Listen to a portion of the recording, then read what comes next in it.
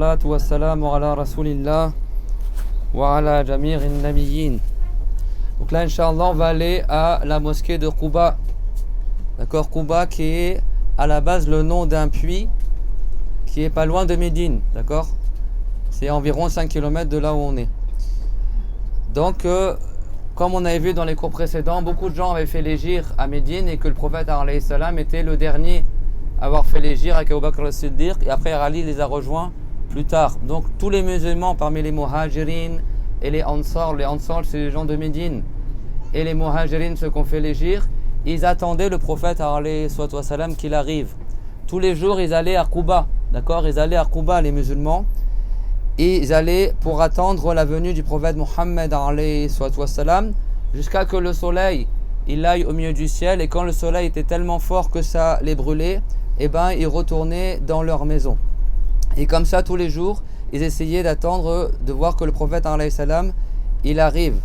Et un jour, tout comme à leur habitude, ils sont partis à Quba pour voir l'arrivée du prophète alayhi salam, et le soleil a commencé à devenir très fort, donc ils ont commencé à repartir. Et là il y a un juif qui les a appelés, et ce juif là qui s'appelle Ibn Suriya, c'est lui qui a vu que le prophète alayhi salam arrivait avec Abu Bakr.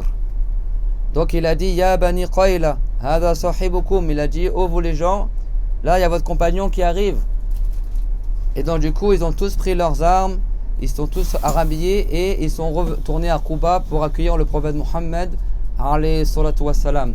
Et donc le prophète alayhi salam il est venu, il est arrivé avec Abu Bakr al-Siddiq radiyallahu anhu, et ils avaient à peu près le même âge, le prophète alayhi salam et Abu Bakr. Ils sont arrivés à Quba le lundi 12 de Rabi'in al-Awwal. Et donc c'est un lundi que le prophète alayhi salam il est arrivé. Donc avant d'arriver à Médine, il est arrivé à Quba. Donc c'était une hégire magnifique pour le prophète alayhi salam, pour Abu Bakr al-Siddiq. Et les musulmans ils se sont mis à accueillir le prophète. Alors le prophète alayhi salam, comme il était fatigué avec Abu Bakr, il s'est assis à l'ombre d'un palmier.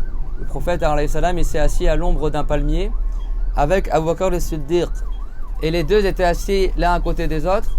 Et comme ils avaient à peu près le même âge, et que la plupart des gens, ou beaucoup de gens de Médine, n'avaient jamais vu le prophète Mohammed alayhi salam, parce qu'ils sont rentrés en islam sans avoir vu le prophète. Les muhajiroun, eux, ceux qui ont fait l'hégire, connaissaient le prophète, mais pas beaucoup de gens de Médine.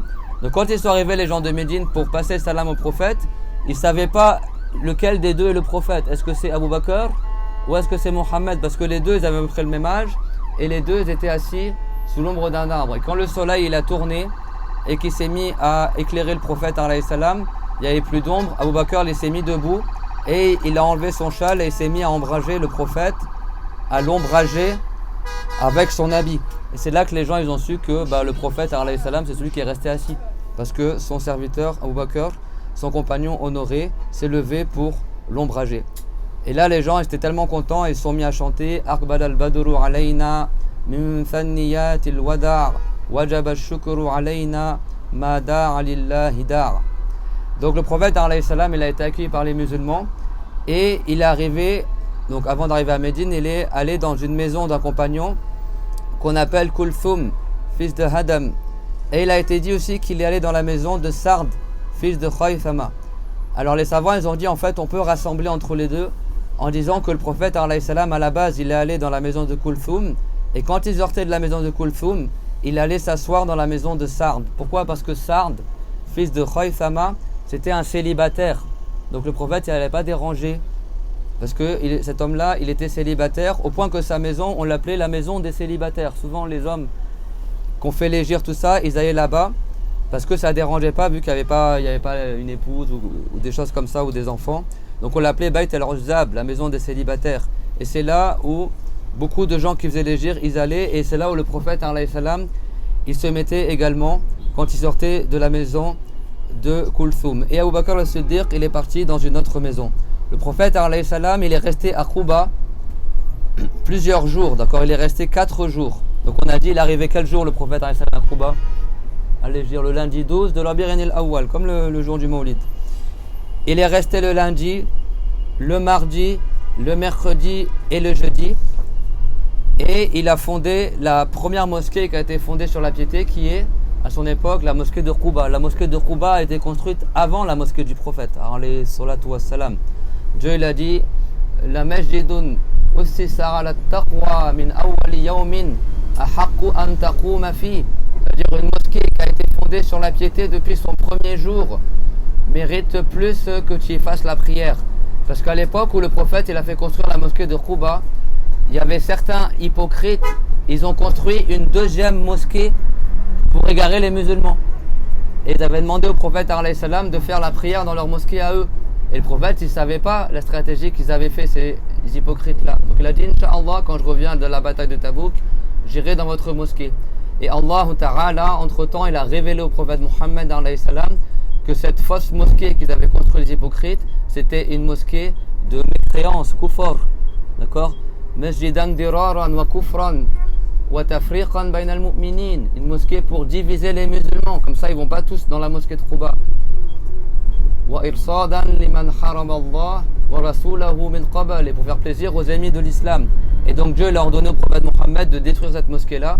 Et le prophète, il a envoyé Warshi et d'autres compagnons pour aller brûler la fausse mosquée qu'ils avaient construite. Et Dieu l'a dit, la masjidun ussisa ala taqwa, une mosquée qui a été fondée sur la piété, min awwali yawm, depuis le premier jour, et c'est la mosquée de Quba. Ahaqqu an taquma fi. Elle mérite plus que tu fasses la prière là-bas. Donc Dieu leur a ordonné de faire la prière au prophète à la mosquée de Quba et pas dans la fausse mosquée qu'ils avaient construite les gens qui étaient l'ennemi de l'islam. Et donc cette mosquée-là a été construite avant la mosquée du prophète alayhi salatu wassalam. Et après le jour du vendredi, le prophète alayhi salatu wassalam, il est reparti, il est monté sur sa monture et les gens ils marchaient autour de lui. Et les gens ils essayaient d'être à côté de la monture du prophète alayhi salatu wassalam.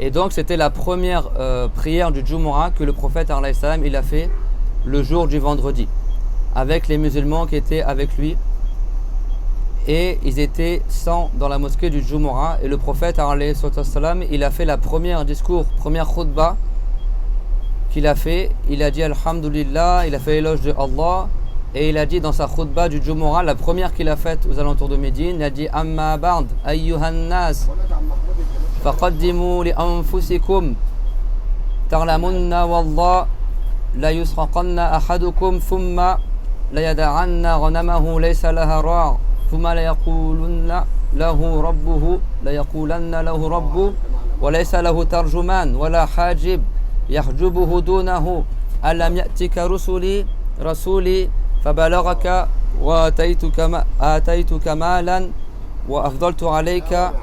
Donc le prophète il a fait un discours en disant ô vous les gens, sachez que il n'y aura pas l'un d'entre vous sans qu'il subira le souffle du jour dernier, et que la personne qui avait des moutons elle laissera ses moutons sans berger, et son Seigneur au jour dernier il parlera à la personne et il n'y aura pas de traducteur. Au jour dernier Allah Ta'ala il parlera à tout le monde, à tous les humains, à tous les djinns, et la parole de Allah Azza wa Jal c'est pas un son, c'est pas des lettres, c'est pas une langue. On ne peut pas imaginer Dieu et on ne peut pas imaginer sa parole. Au jour dernier, Allah Ta'ala, il interrogera toutes les créatures responsables avec une seule et même parole qui n'a pas de début, qui n'a pas de fin, qui n'est pas une langue, qui n'est pas un son ni des lettres, et chacun comprendra ce qui le concerne de l'interrogatoire de Allah Azza wa Jal au jour dernier. Ça, c'est le rappel que le prophète il a fait dans le premier discours de Jumu'ah qu'il a fait lorsqu'il était à Quba. Et il sera dit à la personne, n'est-ce pas qu'il t'est venu à toi un messager, n'est-ce pas que je t'ai accordé de l'argent et que je t'ai accordé beaucoup de bienfaits. Fama qaddamta li nafsika falyanzuranna yaminan wa shimalan fala yara shay'a. Donc après Dieu l'a dit, qu'est-ce que tu as fait comme bien? Fama qaddamta li nafsika. Et la personne regardera à droite et à gauche, elle verra rien du tout.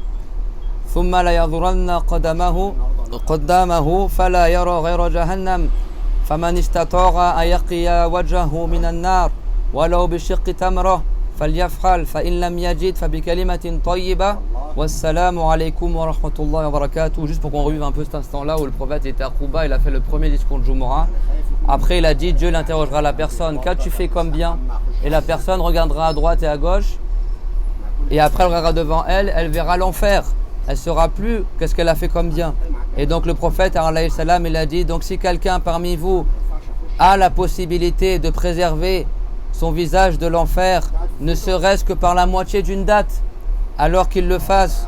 Et s'il ne trouve pas de date, alors avec une bonne parole, il se préserve de l'enfer. Et après il a dit, wassalamu alaykum wa rahmatullahi wa barakatuh. Et après, plus tard, le prophète alayhi salam, il est parti avec sa chamelle et il a laissé sa chamelle s'asseoir à l'endroit où sa mosquée à lui sera construite, mais ça on le verra incha'Allah une prochaine fois. Donc la première mosquée qui a été construite sur la piété à l'époque du prophète alayhi salam, c'était la mosquée de Quba. Là on va incha'Allah ta'ala, la mosquée que c'est rapporté que si quelqu'un il fait les ablutions et il fait 2 rak'ah dans la mosquée de Quba, incha'Allah il a une récompense qui ressemble à une récompense de Umrah. D'accord, elle a beaucoup de récompenses. Et le prophète alayhi wassalam, souvent il allait faire la prière à la mosquée de Quba. Wa akhiru da'wana alhamdulillahi rabbil alamin. On demande à Allah azza wa jal qui nous accorde les récompenses d'appliquer ce hadith, de faire la prière dans la mosquée de Quba et qu'il agrée nos actes d'adoration. Amin. Rabbana atina fid dunya hasana wa fil akhirati hasana wa qina azaban nar. ربنا لا تزغ قلوبنا بعد إذ هديتنا وهب لنا من لدنك رحمة إنك أنت الوهاب. Juste parce qu'on n'est pas encore arrivé, il y a une dernière utilité qui est marquée dans le Coran. Allah Ta'ala, dans le Coran, il a fait l'éloge des gens de Quba, des musulmans qui étaient à Quba. Et le prophète alayhi salam, il a su cela. Donc une fois, il est rentré dans la mosquée de Quba et il a vu les gens qui étaient assis. Il a dit, est-ce que vous êtes croyants? Ils ont dit, oui, on est croyants. Il a dit ça parce qu'il sait que Dieu a fait leur éloge. Donc il a dit, vous êtes croyants, n'est-ce pas? Ils ont dit, oui, on est croyants. Et il a dit, certes, Dieu il a fait l'éloge de vous dans le Coran. Et il a dit, qu'est-ce que vous faites comme wudu, etc. Ils ont dit, on fait le wudu comme tout le monde. Mais après, il a dit, et qu'est-ce que vous faites dans la purification? Il a dit, nous, quand on fait les besoins et qu'on fait l'istinja après les besoins, quand on va aux toilettes, on essuie d'abord avec la pierre et après on nettoie avec de l'eau. Et la plupart des compagnons, ils utilisaient que la pierre mais sans utiliser d'eau. Et le prophète, il a dit, c'est pour ça que Allah il a fait votre éloge dans le Coran. Parce que dans le Coran, Dieu il a dit que les gens de Quba sont des gens agréés par Allah et que ce sont des gens qui se purifient et que Allah il agrée ceux qui se purifient. Donc vous avez vu, là c'est parmi les mérites de Quba et parmi les mérites des gens de Quba. Et c'est à la mosquée où on se rend, incha'Allah ta'ala, et dans laquelle on va arriver bientôt, bi'idhnillahi ta'ala. Donc quand vous arrivez à Quba, gardez à l'esprit tout cela, la glorification, et que c'est la première mosquée que le prophète alayhi salam a fait construire là-bas, et que Dieu il a dit, ussisa ala taqwa min awwali yawm, une mosquée qui a été construite et fondée sur la piété depuis son premier jour. Et c'est la mosquée où on va, walhamdulillahi rabbil alamin. Magnifique.